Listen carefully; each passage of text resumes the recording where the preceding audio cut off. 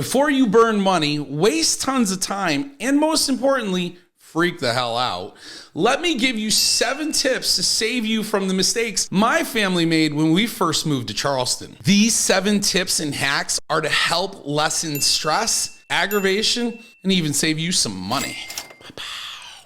Don't ever do that again. I will mention, you're gonna wanna keep watching to the 7th tip because this is the most important one.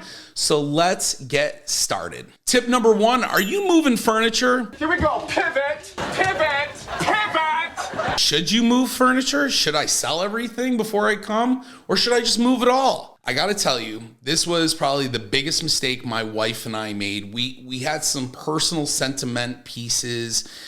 We also had some things that we were like, oh, we're gonna regret selling this. So we tried to move with everything we had, and it ended up costing us a fortune. On top of, we moved it here just to end up selling it. And it was ridiculous. And a lot of the furniture, this is what people don't realize, is the houses are built differently here, where a lot of the furniture you may have in some of these smaller homes, 1,200, 1,800 square foot homes, aren't really going to fit the homes here. It's gonna look small, it's gonna look out of place. I've seen homes where you got a beautiful modern floor plan, and then they have all these old, like 1940s and 50s wood custom pieces that just don't really match the style of the house. So if you're gonna move here, try to move here with as little furniture as possible. This not only is gonna help cut your costs of moving, but when you do get here, you're gonna be able to go out, pick some new stuff out, and make your moving experience so much more enjoyable. A lot of people do this. We're gonna get movers, they're gonna pack us up here, they're gonna move us to Charleston, and then they're gonna unpack us there. And so I always say to them, well, how much is all that costing you? $15,000. Are you crazy? You realize you could get pods, or the U-Haul pods, it's the pod company, get them dropped off there.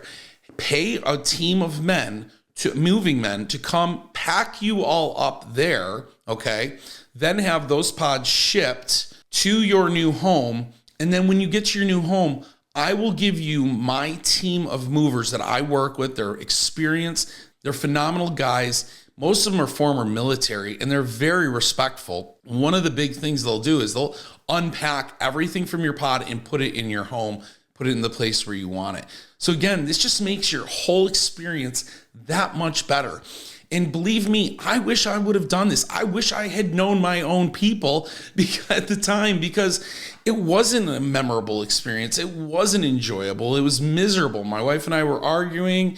We didn't know where things were going. It was frustrating on all of us. You can use apps though, like Marketplace, Craigslist, or reuse. Habitat for Humanity has a reuse store. You can donate some of the furniture. So this is going to save you a ton of time, money, and energy. You're welcome. All right, tip number 2, now that you got rid of the furniture, you can get some boxes. Cardboard is expensive, but it's also thrown out a lot. I use apps like Nextdoor or Marketplace or even Facebook groups to find moving boxes. And people do have boxes, and to get rid of a lot of boxes. Not to mention, liquor stores have a ton of cardboard.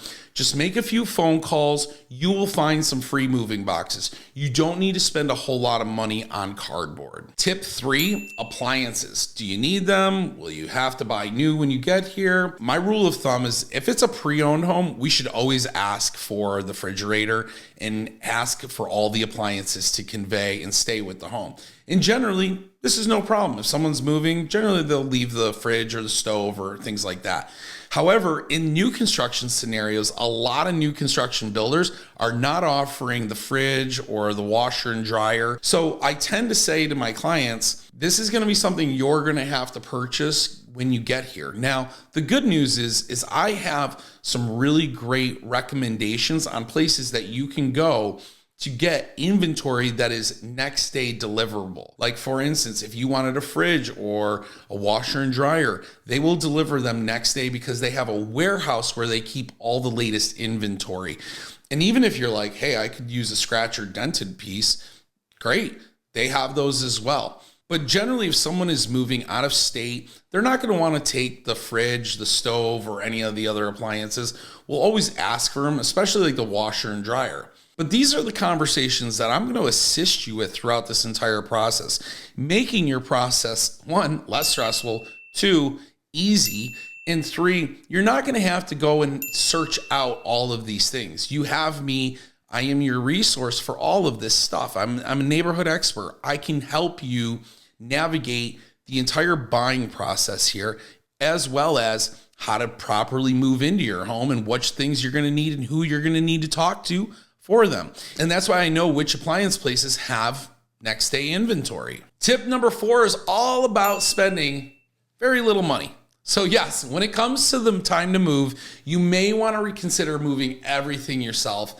You're going to pack it all up. You're going to be exhausted. You're going to be tired. Then you got to drive to your new home. I know all this because, like I said before, I did all of it. I think my wife and I just started talking again. I'm just kidding. I'm kidding. All kidding aside, you'll want to hire professional movers. And again, I have those contacts for you. So a lot of them will, again, help you in the process of packing up there and moving here. A lot of professional movers will pack you up on that side. And then when your pods or U-Haul get here, I have a team of trusted individuals that will help you unpack and bring everything into your new home and set it up for you. All right, so we're cruising through this list of hacks and tips, but if you want to know more about living in Charleston, make sure you hit the subscribe button and the notification bell.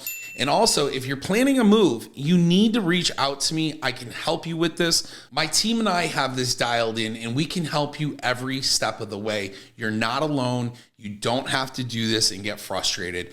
You can use us and we can help you. Tip number 5, you're packed up, you're ready to move, but you haven't found the house yet.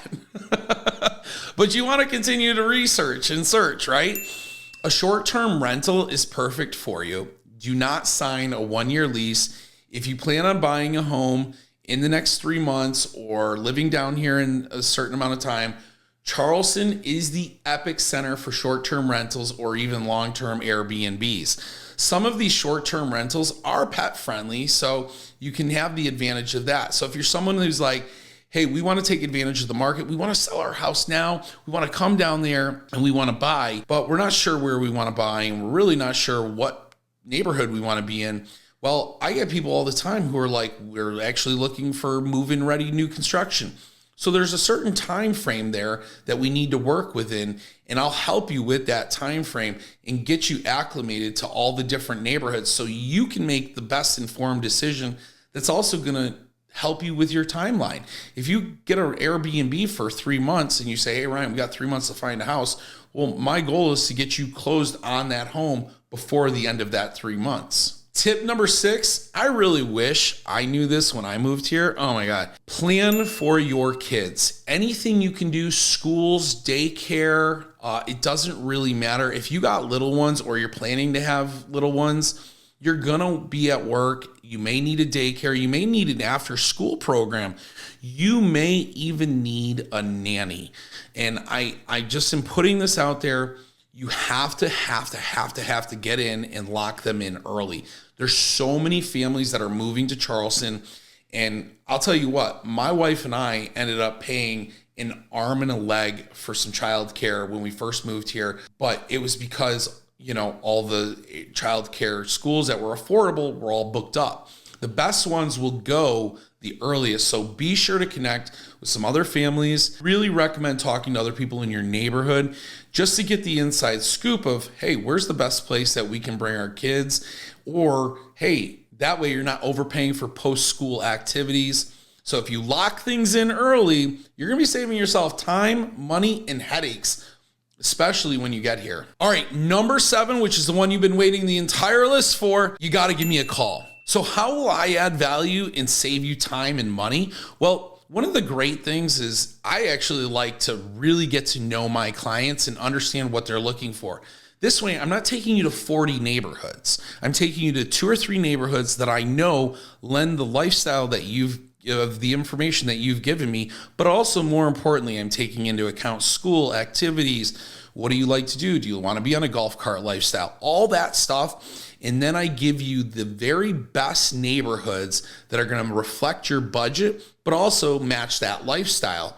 So this way we're not out gallivanting for months at a time. This is a very streamlined process I've created for a lot of folks. I help them get here, look at those neighborhoods that match up and align with them the best, and then help negotiate and get them into something.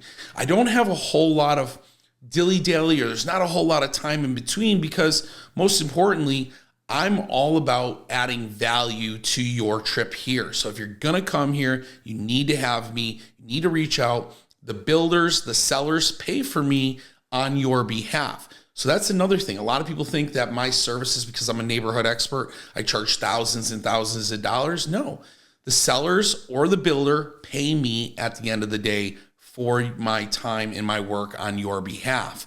And it's one of the things that I value the most, because I'm able to help people, and for them not to feel like I'm just doing it because I'm here to make a paycheck. I'm really here to help you.